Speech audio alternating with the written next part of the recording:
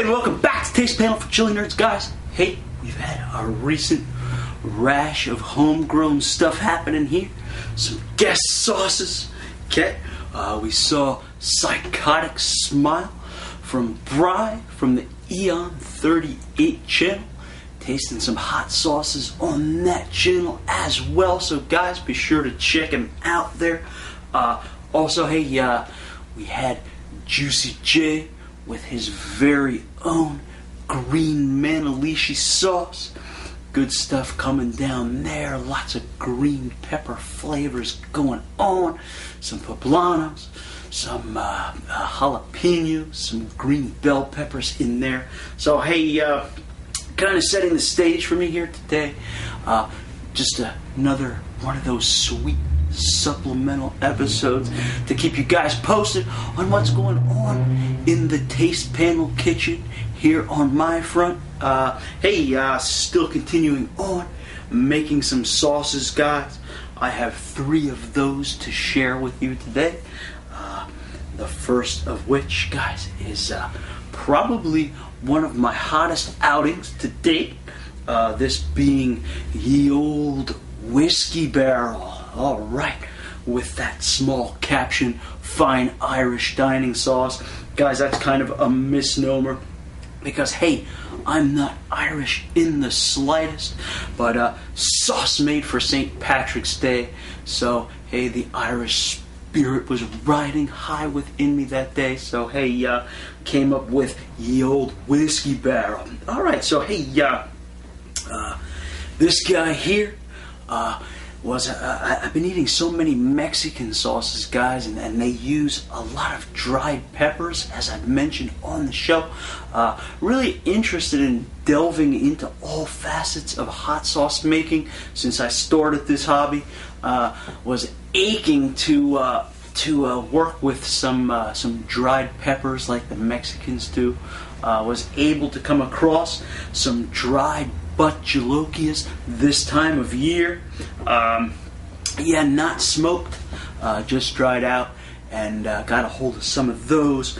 And that is the main pepper here in Ye Olde Whiskey Barrel, some dried jalokias. What I did with that, guys, kind of got this idea planted in my mind. Reconstituted those by boiling them in apple juice.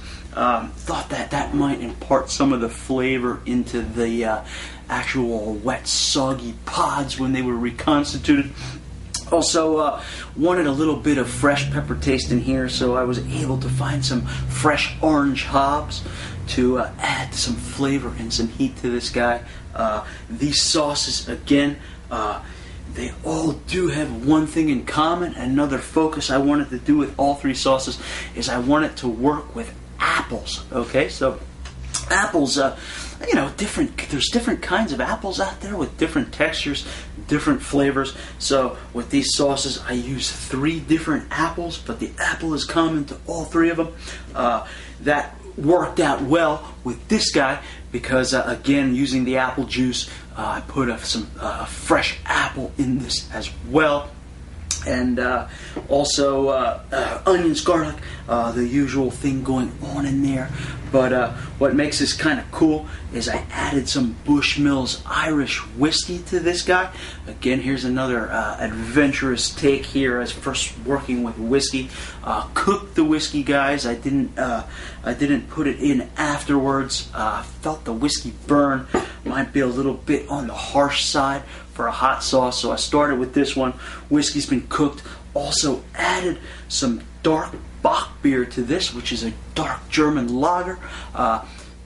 Billy's Bock, to be precise, from Lancaster Brewing Company here on my shirt. Hey, giving them a plug here. So some fresh beer also put into this one, and yeah. So again, a lot of a bigger heat going on than normal because we have those jalokias in there, and did not lose a whole lot of heat, even though they were dried, and had those fresh hobs in there as well. And the dried peppers definitely do impart their own flavor to the sauce, and I thought that would be really nice with the dried peppers, the whiskey, and this kind of dark, kind of aromatic sauce to celebrate St. Patrick's Day.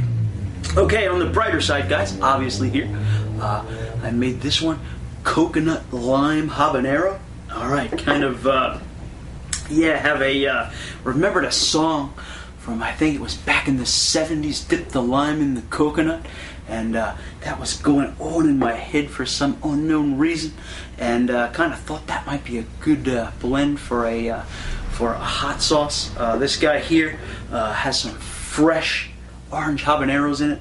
The orange hab, guys, really becoming a favorite of mine since I've been making my own sauces. Really has a nice heat, has a nice flavor, those kind of citrusy notes hang in the background. Thought that might be a good combination with the lime due to the citrusy nature of the orange hab to begin with this guy here. Also, again, with the apples going on, actually use some coconut milk in this guy as opposed to the actual coconut pulp. The milk kind of gives it this kind of creamy texture, this creamy look to it.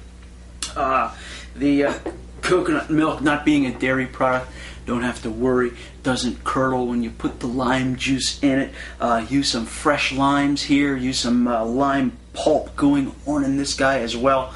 Onions, garlic, obviously some cracked black pepper in there as well. So hey, coconut lime sauce, another diversion, another experiment into working with peppers and fruits. And I find with this guy, by using the coconut milk, you don't really get a huge coconutty aroma. It does lie a little bit in the background, but certainly not as overwhelming as you might think it is. Perhaps if you use the actual coconut pulp, you get a little bit more of that overpowering coconut flavor, but with the milk kind of blends in there, gives it a creamy body, a very, very slight coconut note in there, and still allows your chilies to shine through with that good the good aromatics and citrusy bite of the lime juice. All right. Hey, and then last but not least, guys, hey, my first attempt at a barbecue sauce. Like I said, I want to tackle all aspects of sauce making. Barbecue sauce, something I haven't made to this date here. This here I just simply called chocolate barbecue sauce, and that's basically from the pepper I was able to acquire. Again, I wanted a kind of a smoky character in the background of my barbecue sauce to contrast the sweetness. So I found some dried smoked chocolate habaneros. Now I did the same reconstitution process as I did with the jalokias here with the apple juice, and also because I did that, decided to also use an apple in this guy. I love Pink Lady apples, and wow, works really well in a sauce like this, or a barbecue sauce like this. Other differences in this guy here, some brown sugar in there, because hey, it is a barbecue sauce. We have some blackstrap molasses going on in here, some ketchup, some Dijon mustard, and wow, lots of, I think I have some red sweet peppers going on there as well, just to give it some fresh pepper taste and some fresh pepper textures. So, yeah, hey, a thick barbecue sauce, kind of sweet hot. Put a lot of chocolate hobs in this guy. Perhaps next effort won't add so many peppers, because this is kind of a combination of barbecue and hot sauce, because the heat does come through with the generous amount of chocolate hobs that I did add. So hey, we all have to start somewhere. There's a first for everything. A first for the panel's barbecue sauces, at least on my end. I know Juicy J does a lot of barbecue sauce making, and hey, wanted to get on that boat too and start learning how to do that for myself. So anyway, guys, I won't mind if I do sample the whiskey barrel for you guys, because it is a really, it's a good hot sauce, and does have a lot of heat going on in it. And hey, we'll start with this guy. All right, kind of actually, the whiskey barrel actually has a slightly bready type of note to it. I don't really know what's accounting for that, guys, but it does have a little bit of a bready note to it. Kind of also has a little bit of a tomatoey type of aroma to it, which there's no tomatoes in it. Perhaps some of the other ingredients mixing together in here. I have some oregano, some basil. Perhaps that's coming through, giving it kind of that tomato saucy nose. However, there are some dried pepper notes hanging in there, and all around, not a real threatening aroma, which is kind of cool because this guy grabs you by surprise. And yeah, let's see what we can do with this. The old whiskey barrel kind of it does have a little thickness to it, though, but it's not overkill with the thickness. And yeah, there we have it. Yeah, so you can see that peeking on there. I'm perhaps going to lose some, so I'm going to take it down right away, and we'll describe the flavor in a minute.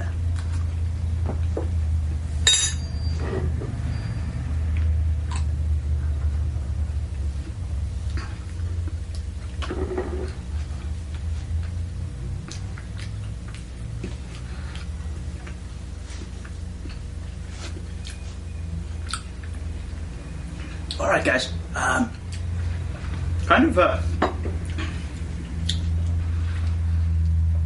Wow. Kind of a little bit, get a little salty note up front, not overkill. A little vinegar tang happening. Get some mildly fruity notes from those hops on the tongue, and perhaps from the reconstituted jalokia. Still, some of that fruitiness might be hanging on. But guys, this kind of works in two stages. You get kind of a nice tongue burn right off the bat. Some of those dry, spicy flavors also hanging on in the background. You get a little sweetness from the apples, but the gradual building of that jalokia burn is kind of nice. Has the back area of the tongue. It has a nice glow coming forward to the front of the tongue as well, catching a bit of the roof of the mouth towards the back, and you're getting kind of a path of destructive warmth going down the chest and into the stomach, body, lots of pulping going on. I like to keep a lot of seeds in my sauces, and yeah, kind of definitely warming, catching the inner cheeks, and heat continues to grow. This is one that kind of lays heavy in the stomach immediately. Not quite sure why that is the case, but yeah, kind of filled with those dry pepper flavors, those dry spices going on in there as well. I believe I put some red cayenne powder in this too, in addition to those Italian spices, and yeah, kind of getting a really good glow, guys, going on as I'm talking. The tongue heating up, roof of the mouth, the fire spreading, and hey, everything's going well with the old whiskey barrel. Guys, take a look at that.